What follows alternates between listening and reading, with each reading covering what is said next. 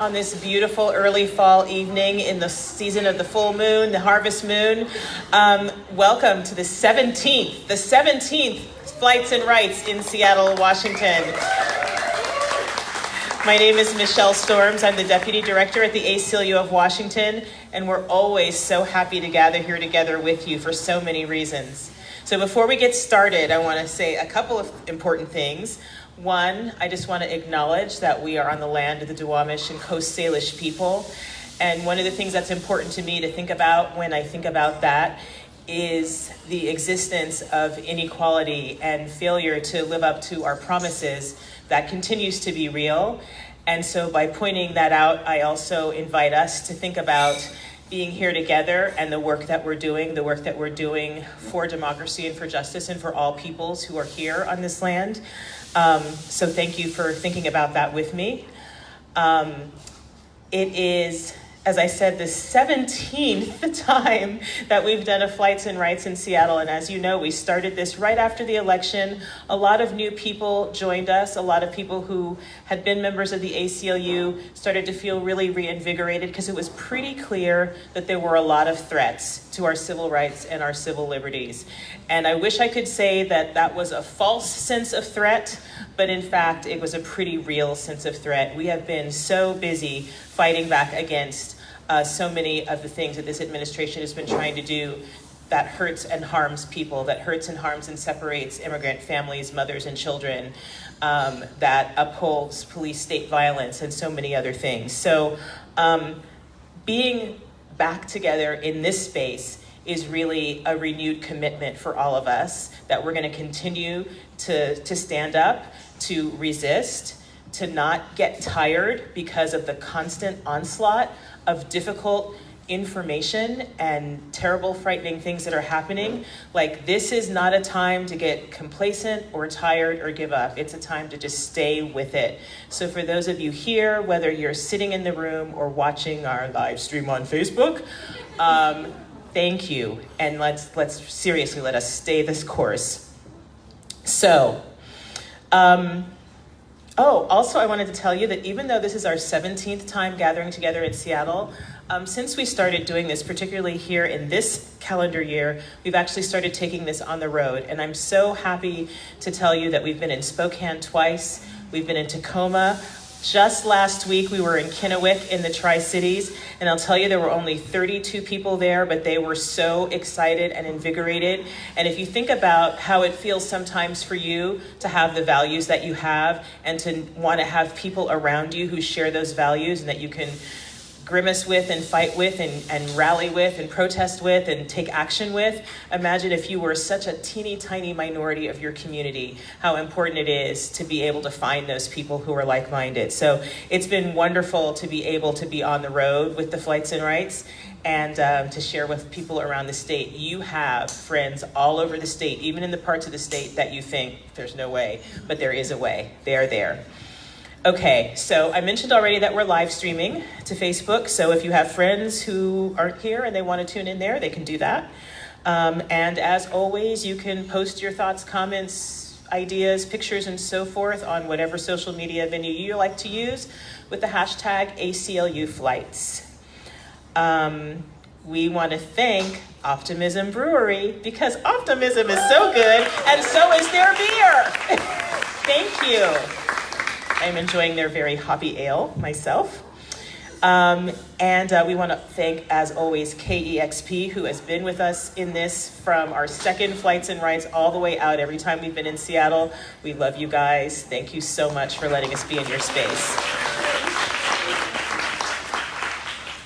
I also want to remind you, if you haven't already filled out that card for the raffle, you should do it because although you must be present to win, so you got to stay to the end, we've got some ACLU swag, some Optimism Brewery swag, and just some fun things to thank you for coming out here and being here with us. So, ACLU members, any of you here? Anybody here a member? Yay! Thank you for doing that. We love having that. And you've heard me say this before. What that means is that when we go to the legislature, we can say, oh yeah, there's 16,000 people in the state of Washington who are signed up and who are ready to hold you accountable if you don't uphold their rights and their liberties, right? So keep doing that. You can always join online or talk to any of our staff members who are here, talk to our volunteers. Let's give our volunteers a hand. They are so wonderful. Wearing those shirts and working the crowd. Okay, so that's what's up. So since this administration began, there's been about 177 different legal actions against the Trump administration nationwide since Inauguration Day. Over 50 lawsuits on immigrant rights alone, which is a lot, but you know that's an area where a lot of cruelty and illegality has been taking place. But also in the areas of just government accountability and transparency, women's rights, reproductive rights, LGBTQI rights, voting rights, racial justice, free speech, using religion to discriminate, lots of that going on too. These are the kinds of things that we've been working on. And as you know, we do that work across a wide range of fora, right? So we have our lawsuits in the courts, and you're going to hear more about that soon. And we have our work in the legislature, and we have our work at the ballot box. And that includes our support for De-Escalate Washington and Initiative 940. And there's more information about that with our people too, and I really would love for you to check that out and become more informed. So even as we fight these really big battles, where, you know, I guess the ACLU has 100-something lawyers or not 100, 1,000-something lawyers countrywide, and the Department of Justice under Jefferson Beauregard has like 13,000. So it is kind of a David Goliath kind of thing. Notwithstanding all that, we will continue to pursue justice in every corner of the country for every person who's here. Black, white, straight, gay, transgender, whoever you are, citizen, not citizen, documented, undocumented, that's who we're here for. That's an applause line.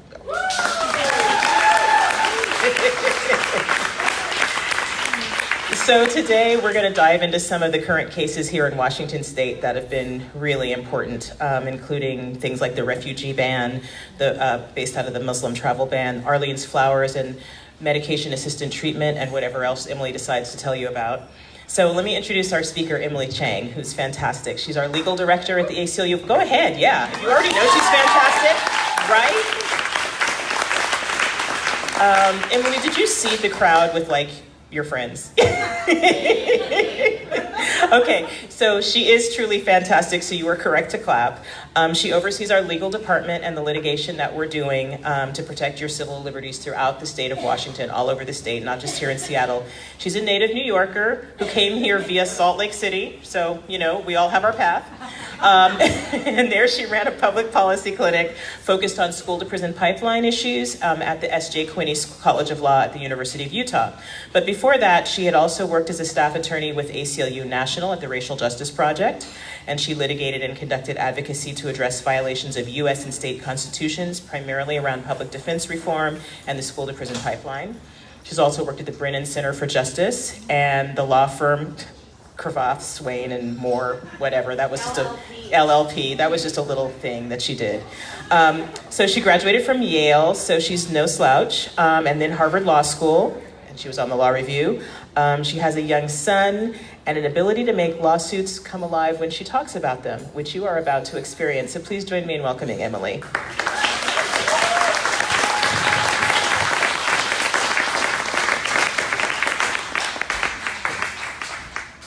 Hello, thank you.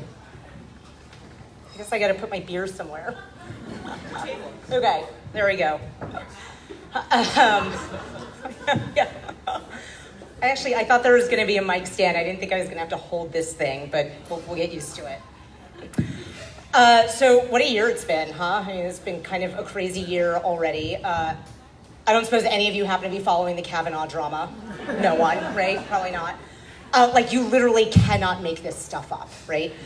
And it has me feeling a little more reflective than usual, because I think really there's only so much you can do, or so long you can go feeling like you're just in a constant frenzy. You can't live 4 years in a state of emergency. maybe it's physically possible, but I wouldn't recommend it. I don't think it's the healthy thing to do. And don't worry, I am still totally a litigating hothead. We are still suing people.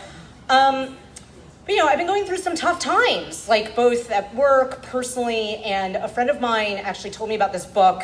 It's called When Things Fall Apart by Pema Chodron. Anyone in here familiar with this book? Oh, okay, so I'm glad some of you have found this. Let me actually make this, if nothing else, be my gift to you this evening.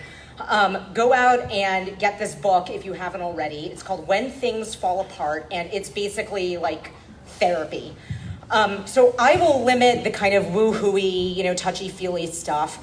But the great thing about what she says is, look, times are often tough. Bad stuff happens in our lives, in the world, and it's okay that this is just part of life. And you can't live your life thinking that you're going to get to some magical place where it's always like unicorns and ponies and rainbows, right?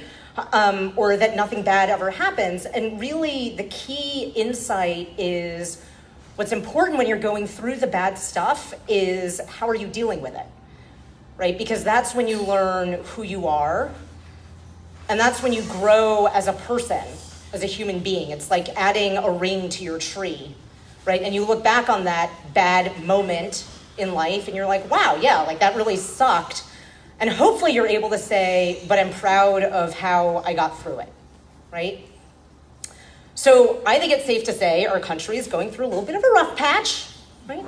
But if we're being real about it, and I hope we can be, this isn't that new, right? And I think the people of color in this room, the students of history in this room know what I'm talking about. But it does seem like as good a time as any to ask ourselves, well, who are we as a country? Who are we as the ACLU of Washington? And who are we just as people, right? As me, as you, whoever. So I thought I would talk a little bit about that. And I'll say, I'll start with the country. Look, the jury's still out on this one. I don't know. I'm actually, trying not to be too anxious about stuff I have really no control over. So we're going to set that one aside for the time being. But I do want to talk about, so who is the ACLU of Washington in this time? What are we as an organization in this moment? And I was on the phone recently with an ally who we work with a fair amount, and she was like, well, we can't just roll over and let the country become a theocracy. We got to do something. It's like, well, no, yeah, you're right. We will not be doing that. We're not just going to roll over and die.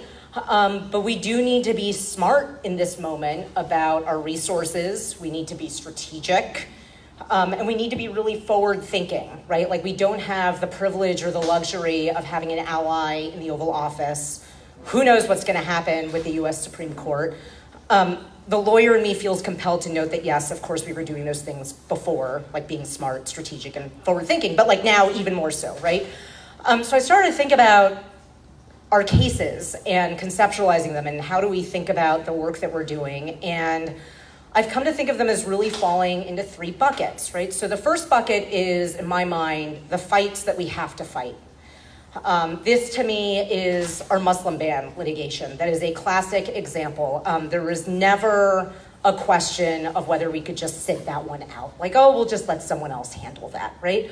And like so many things about this administration, that fight it's turned into a war of attrition. How many of you thought this litigation was actually over after this U.S. Supreme Court ruling? Anyone? Because no, it's not. It's not. It lives on.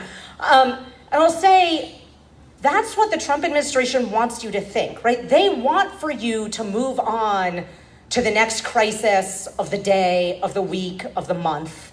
They want you to be, oh, what's this other shiny, crazy thing that they're doing over here? And to think, oh, that Muslim ban stuff, that's over, it's done with, it's complete. So as it turns out, we are still fighting for the right of refugees to be reunited with their families.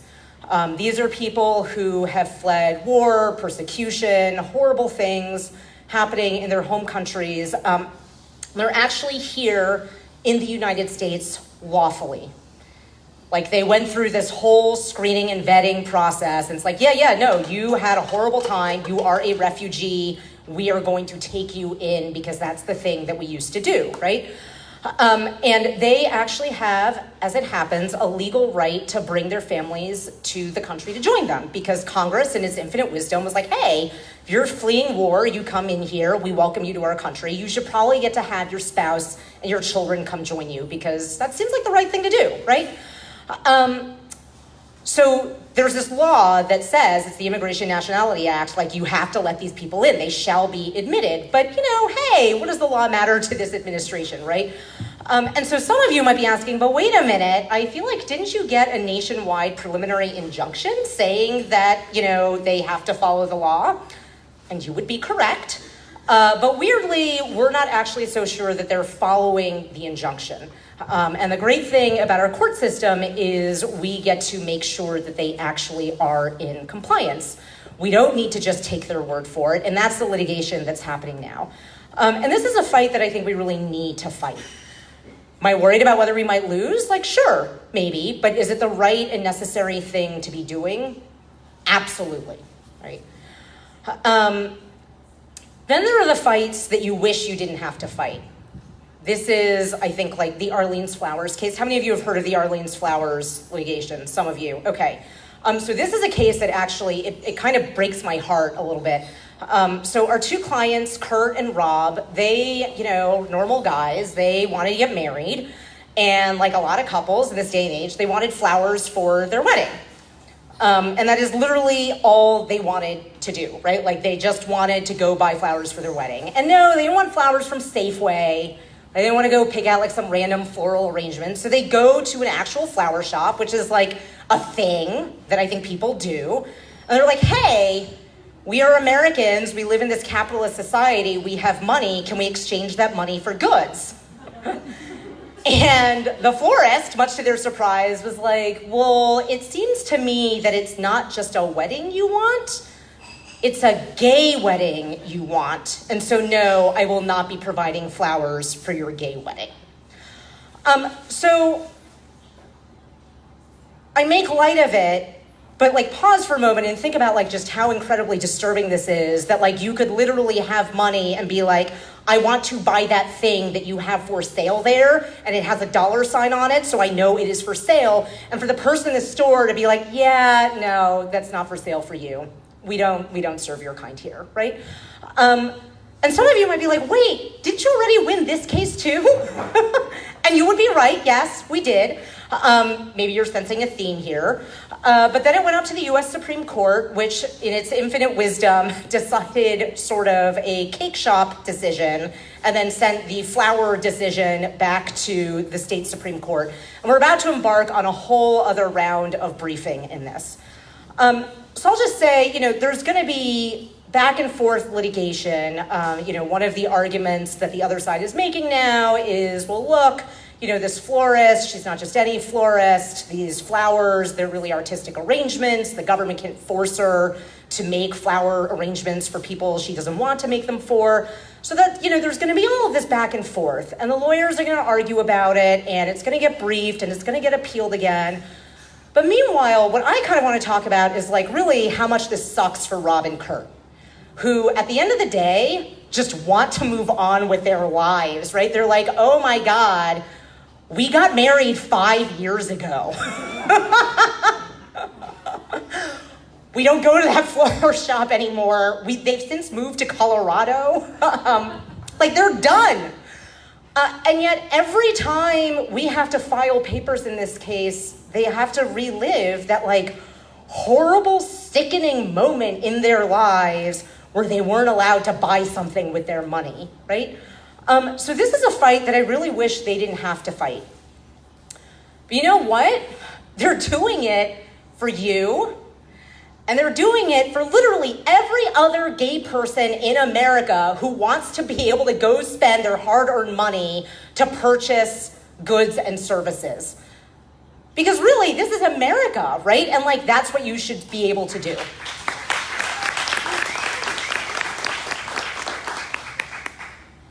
So then I was thinking about, well, it's not all stuff, don't get me wrong, it's not all stuff that I feel like it's a drag to have to sue these people. I mean, it is, kind of. But there is a third bucket of cases, and these are the fights that you're just kind of spoiling for, where you're like, oh yeah, let me at them, this is gonna be awesome. So I'm gonna close on one of those. We'll have a feel-good moment, kind of. So unless you've been living under a rock, we are in the middle of an opioid epidemic in this country. It is literally killing people every day across America, and it is totally deadly. But the weird thing is so there's actually a prescription medication, or a number of prescription medications you can take that treats what's called opioid use disorder, right? So like methadone, buprenorphine, there's like a bunch of different things. Like you can actually get a prescription. What the prescription does is like, there's another guy in our office who knows all the science behind it. I'm not the science person. I don't know, something, receptors in brain, whatever. Anyway, it like stops you from wanting the opioids, and so as a result, you don't take them, you don't overdose, you don't die, right? So the weird thing is jails in this state will routinely refuse to provide people with opioid use disorder with their prescription medications. So this is, to use a totally official legal term, completely nuts. These are people who are on life-saving prescription drugs that like a doctor writes out a prescription, they go to the pharmacist, they get their prescription, they take their medication every day, and the jails are like, yeah, we see that you have this existing prescription for it, but like, we don't think you really need that stuff. Which, if you think about it, is sort of like the jail saying, I see that you are diabetic and you have this insulin prescription. I think really you just need to be better about watching your blood sugar and what you eat. And, we'll just go with it that way, right? Or like telling a person on statins, yeah, I get that you have this prescription medication for statins, but have you heard of the Mediterranean diet? I hear it's really good, and maybe it's kind of a moral failing of yours that you need these statins. And instead, you should just watch what you eat and we'll put you on the jail meal plans. You'll be fine. So we sued because the law says, actually, interestingly enough, there's a law out there. It's called the Americans with Disabilities Act. And what it means is like, you can't just pick and choose what prescriptions you want to give people because you don't like some disabilities. Weird that the law would say that, but we are totally for it. And we're like, yeah, no, that's not okay. And so that's a case where, I feel like, what, this is great. Like, we can make a meaningful difference. No one else was going to bring this piece of litigation. It is literally going to save lives. Because we will prevail on this piece of litigation, and it's fabulous. So that's who the organization is at this moment, right? Like that we are engaged in multiple fights on multiple fronts. People are, stretched thin, but working hard, and we're really trying to be thoughtful about how we approach our work in this time. But what I want to close on really is like ourselves, right? Because I said, so who are we as a country? We're like, yeah, I don't know. Like, we'll see what happens with that. Talked about the ACLU of Washington. But I think it's also important to reflect on, well, what does this moment say about us, right? Who are we in this time? Like, are we rally goers? Are we hide under the bed people? ACLU donors? Maybe we're all of those things at once. But what's motivating us? Right? Like, what's gonna really carry us through the next chunk of time? And I'm gonna argue here that it shouldn't be rage or even righteous indignation, because I don't think that stuff is sustainable. Like, I had a lot of rage in 2017. I had a lot of righteous indignation, and then you know what happened? I kind of burned through it. That stuff is like the white sugar of activism. It feels like kind of good, right? You're like, yeah, I can go all night writing this brief. I'm gonna sue those bastards. But then, like, 2 years in, you're like, whoa, I've crashed. I need some protein.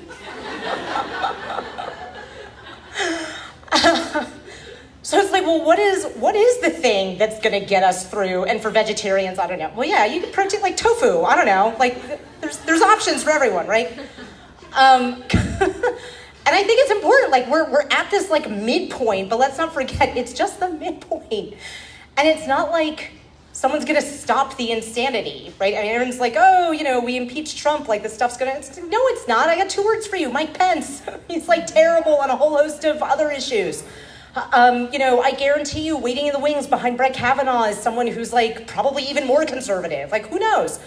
So I'm going to tell you or share with you what I'm hoping to find inside myself and what I'm hoping that the rest of you will find also to kind of fuel our resistance, right? And to fuel our progress. And that is compassion. It is compassion for refugees. It is compassion for gay people. It is compassion for drug addicts. It is compassion for the homeless, which I didn't talk about, but that continues to be, in case you haven't noticed, a huge issue here in our backyard in Seattle. And I'll close with this. I urge you to think about what drives you and to consider compassion, because at the end of the day, the resistance isn't defined only by what it resists. It's also defined by what we stand for. Thank you.